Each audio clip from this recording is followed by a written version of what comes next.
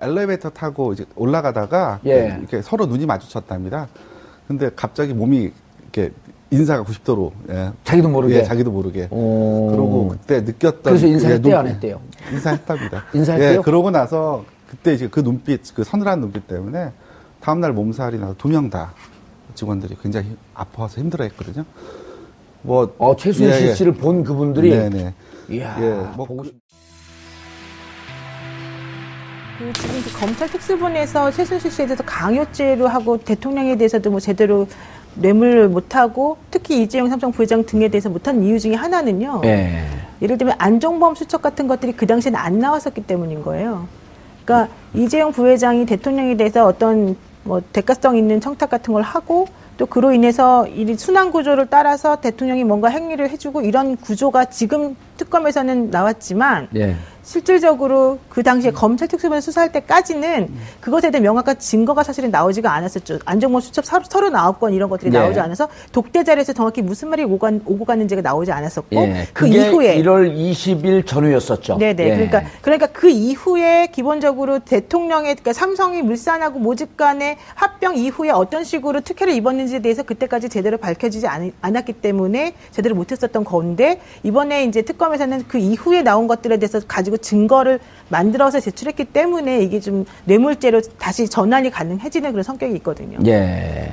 자, 중요한 게 1월 19일 날 영장이 기각됐고 2월 17일 날 영장이 청구하면서 영장이 발부가 됐단 말이에요. 네. 그 두 사건 사이에 결국 433억이 뇌물일 것이다라고 하는 것을 일단 법원에서 받아준 건가요? 어떻게 된 건가요? 그렇죠. 뭐 예. 1차적으로 사실 뭐 다른 사건도 아니고 삼성 이재용 부회장에게 영장을 발부할 정도가 됐다고 한다면 예. 법원에서도 상당 부분 범죄 혐의가 인정된다를 예. 전제로 영장을 발부하지 않았을까 생각이 되고요. 잠깐만요. 19일 날 영장 발부될지 기각될지 몰랐어요? 아니요. 그러니까 그 특검 내부에서는 예. 굉장히 자신 있게 생각을 했습니다. 충분히 이 정도면 영장이 발부될 수 있다. 그리고 왜 안 됐어요, 근데? 만약에 글쎄요. 서 나오고 수첩 안 나왔으면 어떻게 할 뻔했어요? 예, 그 법원의 판단이니까 예. 사실 그거에 대해서 글쎄 예를 들면 그 구속영장이라고 하는 거는 법원의 최종적인 판단이 아니지 않습니까? 예. 이제 구속을 해서 그걸 가지고 계속해서 수사를 더 해보겠다라는 것이거든요. 그렇죠. 영장이 안 나왔으니까 내부적으로는 그러면 그냥 영장이 안 나온 대로 뭐 불기소 기소하자. 기소하자. 뭐 이런 그 논의도 있었지만 그 삼성에 관련된 수사가 되게 중요했던 거는 다른 대기업들에 대한 수사보다 굉장히 수사가 특수본에 많이 되어 있었고 그와 관련된 특수본에서 그렇습니다. 예. 그러고도 이후에 또 새로운 관련 그 증거라든가 증언들이 또 많이 나왔고 더 추가적으로 예. 많이 확보가 됐고 이런 이걸 통해서 전체적으로 이게 뇌물죄가 충분히 되겠다라고 하는 그 판단을 하고 그걸 통해서 이제 그 각종 증거들을 더 보완하지 않습니까? 예. 예. 그래서 전체적인 기업 수사, 특히 뇌물 수사에 대한 기본 틀이 만들어진 거예요. 그러면 이 틀을 가지고 이후에 나머지 대기업들도 기본적인 이 프레임을 가지고 앞으로 수사할 수밖에 없을 되겠구나. 겁니다. 예, 예. 그렇습니다. 따라서 그런 틀을 전체적으로 만들다 보니까 시간이 많이 걸렸고요. 예. 또 혹시 그래서 뭐 앞단에서도 이제 그 1차 영장 기각되고 나서 뭐 다른 대기업 수사로 넘어가자는 등 뭐 이런 여러 가지 논의가 있었음에도 불구하고 특검 내부에서는 다시 영장을 치자. 예. 예, 다시 좀 더 이렇게 단단하게 뭔가 우리가 여기서 그 영장이 기각된 것이 만약에 범죄 혐의가 충분히 소명되지 않은 것이라고 한다면 그것들을 보다 더 보완하고 예. 탄탄하게 준비를 더 해야 되는 것이 아니냐, 예. 수사를 더 해야 되는 것이 아니냐 이렇게 돼서 이제 계속 더 수사를 하고 예. 영장 재청구를 하게 된 것이죠. 알겠습니다. 그런데 노 변호사님 헌재를 객관적으로 보는 입장에서 39건 수첩 안 나왔으면 어떻게 할 뻔했어요? 헌재를 특검을. 아니 특검을 예, 아하 그러면 어하고 알아들으세요 그냥. 헌재하고 특검 왔다 갔다 해주겠어. 근데 이제 39건이라고 하는 거는 사실은요 상당히 그 객관적인 증거로서 증거 가치가 상당히 높은 것이거든요. 또 그렇게 증거 가치가 있으니 감춰놨잖아요. 그러니까요. 예. 그래서 만약에 그게 나오지 않았다면 어쩌면 이번에 2차 영장도 혹시 발부가 안 될 수도 있었겠다 이런 생각도 사실은 조금 해봤습니다. 저는 그러니까 특검 내부에서는 자신했다라고 했었는데요.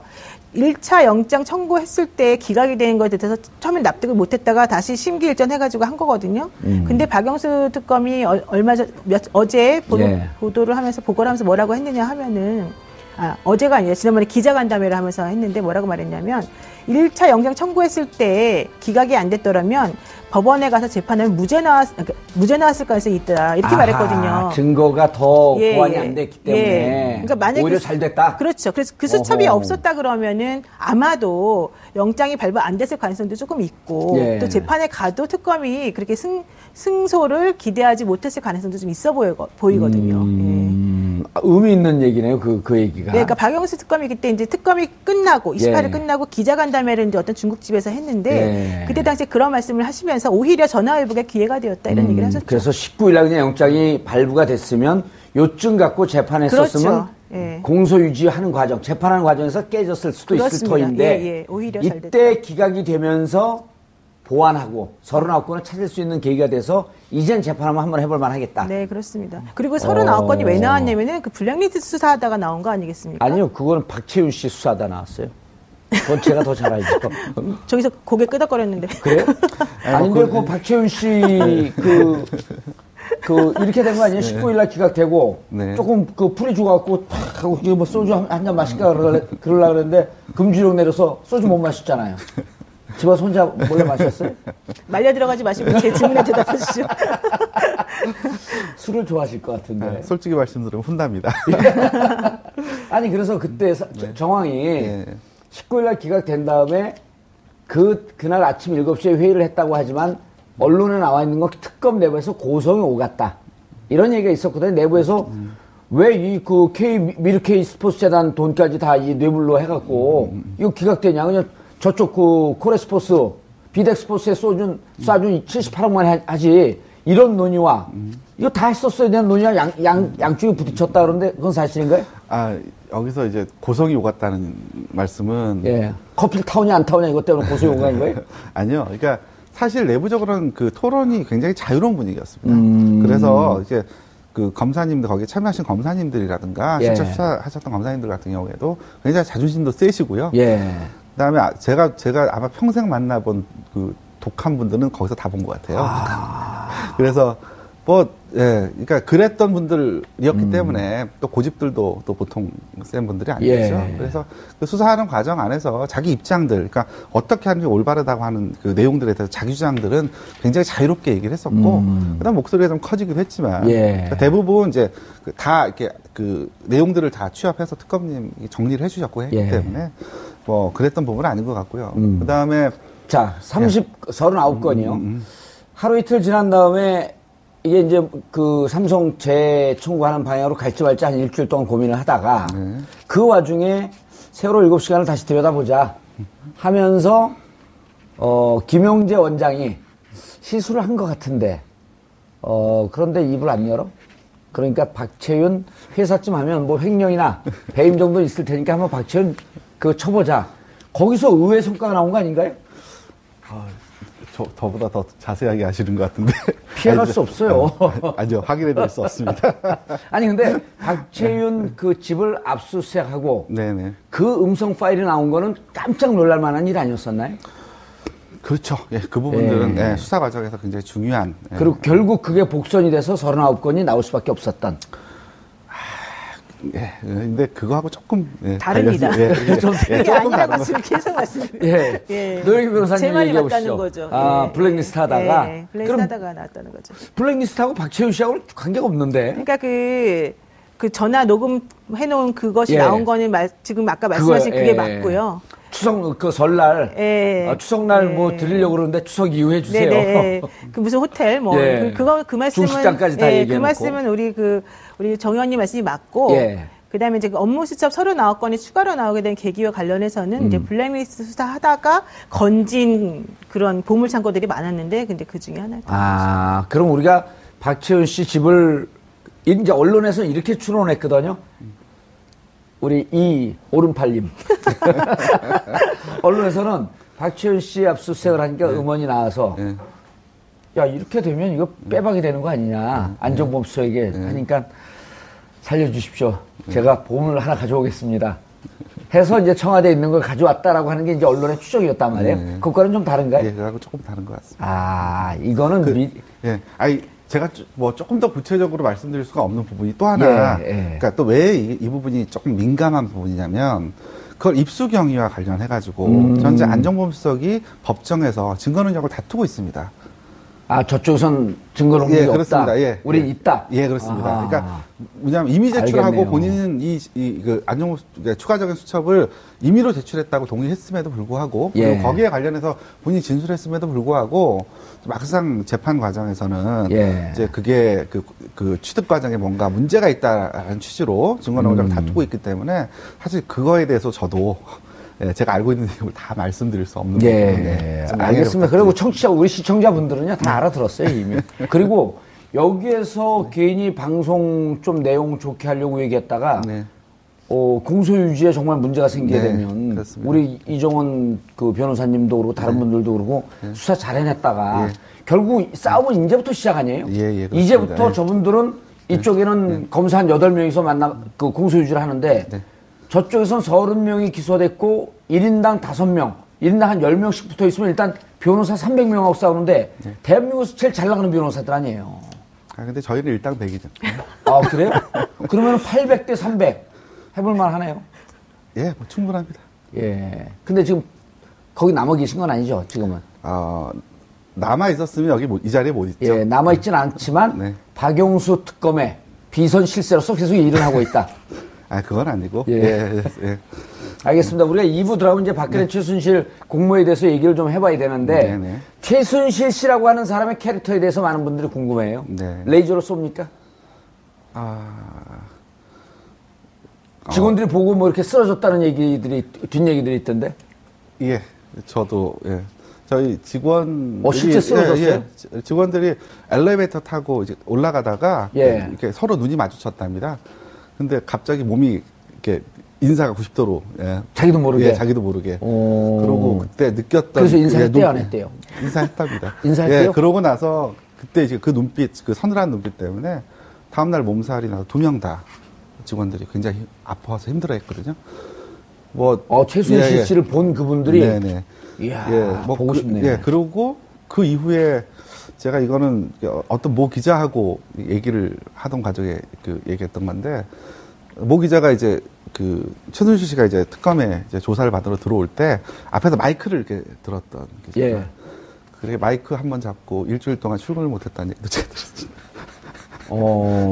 그런 기운이 있을 것이다. 혹은 아버지 때부터 사이비 종교라고 하는 이런 선입견 때문에 그런 건 아닌가요? 그건 제가, 이거 뭐 과학적으로 설명할 수 있는 부분은 아닌 것 같고요. 그냥 이렇게. 그냥 그런 일이 있었다. 이렇게 서로 돌아가면서 우스갯소리로. 근데 본 분들이 서늘한 기운이 느껴진다 이런 얘기들은 해요? 네, 본인들은 그 얘기를 하더라고요. 최순실 씨 보고 싶죠? 한번 만나보고 싶네요, 진짜. 예. 아니, 우리 노영희 변호사님 보면 이렇게 따뜻한 기운이 느껴지는데. 정말요? 그럼 빨간 옷 입었잖아요. 아닌 것 같은데. 무슨 당하고 특별한 관계가 있으신가요? 아유, 저도 한번 사봤습니다, 옷을. 최순실 씨하고, 장시호 씨. 네. 이런 내용도 좀 궁금한데, 재판 과정에나 이렇게 오다 가다가 두 분이 만났잖아요. 예, 가급적이면 그래도 이렇게 서로 스치지 않도록 저희가 배려를 했죠. 배려했는데, 어쨌든 재판장 헌재에서도 만나고 만났단 말이에요. 그럴 수 있죠. 장시호 씨는 이제 우리가 방송에서도 특급 도우미, 특급 귀요미. 이 이제 언론에 나왔던 표현이에요. 저희가 만든 게 아니고. 실제 수사하는데 많이 도움이 됐나요? 예, 실제 수사하는데 도움이 많이 됐습니다. 그리고 성격도 굉장히 밝고요. 예. 지나가는 모든 사람들한테 아주 웃으면서, 활짝 웃으면서 즐겁게 인사를 많이 했고요. 그 다음에 본인이, 그러니까 사실 특검에서 조사받는 모든 피의자에 대해서 사실 본인들이 원하면 웬만하면 저희 쪽에서 다 배려를 해줬습니다. 배려를 했죠. 예. 아까 말씀드린 그건 제가 법무부 자주 다녀와봐서 잘 사실 압니다. 누구든 아이스크림을 사달라고 했으면 저희는 사줬을 겁니다. 근데 거기 조사받으러 오신 분들이 쉽게 그런 말씀 잘 못 하시거든요. 근데 장시호 씨 같은 경우는 뭐가 먹고 싶고 뭐 좀 사다 주시면 안 돼요? 이렇게 해맑게 웃으면서 얘기하니까 그럼 그걸 예비비에서 사줬나 아니면 개인 돈으로 사줬나? 다 개인적으로, 예, 뭐 거기 변호사들도 있고 그런데 개인적으로 가서. 그 하나 궁금한 거 있는데 이재용 씨는 왜 냉장고 문을 본인이 열었나요? 그거 어떻게 아세요? 저 진짜 궁금해서 물어보는. 이재용 씨 같은 경우 굉장히 그 젠틀하다는 소문이 많았어요. 제가 직접 조사를 해본 건 아니기 때문에. 냉장고 열어서 뭘 먹는 거 절도죄 아니에요? 추가되는 거 아니에요? 아니, 이게 묵시적 승인이라고 있습니다. 양해의 대명 괜찮습니다. 아니, 그러니까 저희가 이제 그 필요하시면 냉장고에 음료수 있으니까 드셔가면서 하시라고 말씀을 드리거든요. 조사하는 거죠. 근데 이제 그런데 뭐 옆에 같이 변호사가 있으셨지만 누구한테 시키거나 이런 분이 아니셨던 것 같고 본인이 직접 일어나서 꺼내서 그러니까 젠틀하기 때문에 그런 게 거다? 아닌가? 그런 게 아닌가? 그 얘기 아니에요? 왜 이상한 얘기를 하세요? 아니 내가 궁금했습니다. 아니 보통 회장이면 누구로 시키는데 그러니까. 이재용 그 부회장 같은 경우는 전용기도 팔았잖아요. 팔았어요? 팔았죠. 그래서 제가 살라고 봤더니 좀 비싸더라고. 전용기도 팔고 어디 해외 출장 나갈 때 누구한테 가방 맡기지 않고 본인 직접 들고 이런 미담이 많이 있죠. 이재용 부회장에 대해서는. 그러다 보니까 이게 우리 냉장고 그것도 삼성 냉장고였을 거 아니에요? 삼성이었어요? LG였죠. LG였어요. 내가 알잖아. 거기 들어가 보셨어요? 특검 사무실에? 저도 여기저기 다녔습니다. 예, 근데 어쨌든 젠틀하기 때문이라는 게 요점이네요. 그렇죠? 예, 이상한 얘기해갖고 방송을 재밌게 만드시네. 예. 삼성이 물산하고 모집 간의 합병 이후에 어떤 식으로 특혜를 입었는지에 대해서 그때까지 제대로 밝혀지지 않았기 때문에 제대로 못했었던 건데 이번에 이제 특검에서는 그 이후에 나온 것들에 대해서 가지고 증거를 만들어서 제출했기 때문에 이게 좀 뇌물죄로 다시 전환이 가능해지는 그런 성격이 있거든요. 예. 자, 중요한 게 1월 19일 날 영장이 기각됐고 2월 17일 날 영장이 청구하면서 영장이 발부가 됐단 말이에요. 그 두 사건 사이에 결국 433억이 뇌물일 것이다라고 하는 것을 일단 법원에서 받아준 건가요? 어떻게 된 건가요? 그렇죠. 뭐 1차적으로 사실 뭐 다른 사건도 아니고 삼성 이재용 부회장에게 영장을 발부할 정도가 됐다고 한다면 법원에서도 상당 부분 범죄 혐의가 인정된다를 전제로 영장을 발부하지 않았을까 생각이 되고요. 잠깐만요. 19일 날 영장 발부될지 기각될지 몰랐어요? 아니요. 그러니까 그 특검 내부에서는 굉장히 자신 있게 생각을 했습니다. 충분히 이 정도면 영장이 발부될 수 있다. 그리고 왜 안 됐어요, 근데? 만약에 서 나오고 수첩 안 나왔으면 어떻게 할 뻔했어요? 그 법원의 판단이니까 사실 그거에 대해서 글쎄 예를 들면 그 구속영장이라고 하는 거는 법원의 최종적인 판단이 아니지 않습니까? 이제 구속을 해서 그걸 가지고 계속해서 수사를 더 해보겠다라는 것이거든요. 그렇죠. 영장이 안 나왔으니까 내부적으로는 그러면 그냥 영장이 안 나온 대로 뭐 기소하자. 뭐 이런 그 논의도 있었지만 그 삼성에 관련된 수사가 되게 중요했던 거는 다른 대기업들에 대한 수사보다 굉장히 수사가 특수본에 많이 되어 있었고 그와 특수본에서 그렇습니다. 그러고도 이후에 또 새로운 관련 그 증거라든가 증언들이 또 많이 나왔고 더 추가적으로 더 많이 확보가 됐고 이런 이걸 통해서 전체적으로 이게 뇌물죄가 충분히 되겠다라고 하는 그 판단을 하고 그걸 통해서 이제 그 각종 증거들을 더 보완하지 않습니까? 그래서 전체적인 기업 수사, 특히 뇌물 수사에 대한 기본 틀이 만들어진 거예요. 그러면 이 틀을 가지고 이후에 나머지 대기업들도 기본적인 이 프레임을 가지고 앞으로 수사할 수밖에 없을 겁니다. 그렇습니다. 따라서 그런 틀을 전체적으로 만들다 보니까 시간이 많이 걸렸고요. 또 혹시 그래서 뭐 앞단에서도 이제 그 1차 영장 기각되고 나서 뭐 다른 대기업 수사로 넘어가자는 둥 뭐 이런 여러 가지 엘리베이터 타고 이제 올라가다가 이렇게 서로 눈이 마주쳤답니다. 근데 갑자기 몸이 이렇게 인사가 90도로 자기도 모르게 그러고 그때 느꼈던 그래서 인사했대요 안 했대요? 인사했답니다. 인사했대요? 그러고 나서 그때 이제 그 눈빛 그 서늘한 눈빛 때문에 다음날 몸살이 나서 2명 다 직원들이 굉장히 아파서 힘들어했거든요. 뭐 최순실 씨를 본 그분들이 이야, 지금 그 검찰 특수본에서 최순실 씨에 대해서 강요죄로 하고 대통령에 대해서도 뭐 제대로 뇌물을 못하고 특히 이재용 삼성 부회장 등에 대해서 못한 이유 중에 하나는요. 예를 들면 안종범 수첩 같은 것들이 그 당시에는 안 나왔었기 때문인 거예요.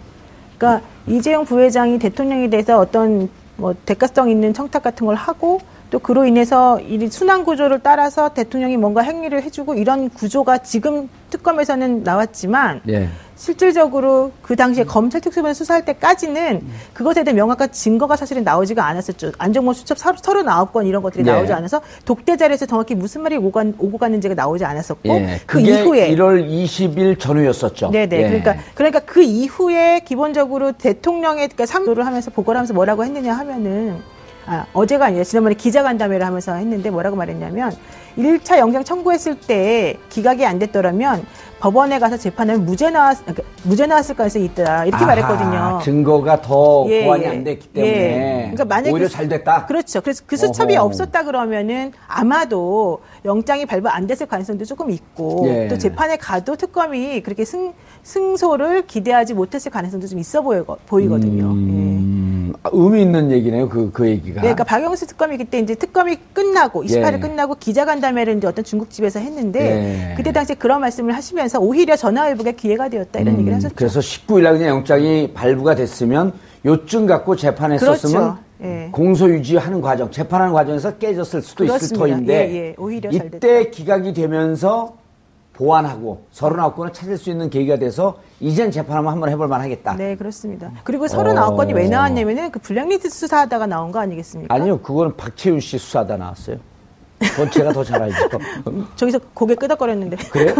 아닌데, 그 박채윤 씨, 이렇게 된 거 아니에요? 19일 날 기각되고, 네. 조금 풀이 논의가 있었음에도 불구하고 특검 내부에서는 다시 영장을 치자. 예. 다시 좀 더 단단하게 뭔가 우리가 여기서 영장이 기각된 것이 만약에 범죄 혐의가 충분히 소명되지 않은 것이라고 한다면 그것들을 보다 더 보완하고 예. 탄탄하게 준비를 더 해야 되는 것이 아니냐, 예. 수사를 더 해야 되는 것이 아니냐, 이렇게 돼서 이제 계속 더 수사를 하고 예. 영장 재청구를 하게 된 것이죠. 알겠습니다. 그런데, 네. 노 변호사님, 네. 헌재를 객관적으로 보는 입장에서 39건 수첩 안 나왔으면 어떻게 할 뻔했어요? 헌재를 특검을. 아니, 특검을. 예, 아하 그러면 어하고 알아들으세요, 그냥. 헌재하고 특검 왔다 갔다 해주겠어. 근데 이제 39건이라고 하는 거는 사실은요, 상당히 그 객관적인 증거로서 증거 가치가 상당히 높은 것이거든요. 또 그렇게 증거 가치가 있으니 감춰놨잖아요. 그러니까요. 예. 그래서 만약에 그게 나오지 않았다면 어쩌면 이번에 2차 영장도 혹시 발부가 안 될 수도 있었겠다. 이런 생각도 사실은 조금 해봤습니다, 저는. 그러니까 특검 내부에서는 자신했다라고 했었는데요. 1차 영장 청구했을 때 기각이 되는 것에 대해서 처음엔 납득을 못했다가 다시 심기일전 해가지고 한 거거든요. 근데 박영수 특검이 어제 보도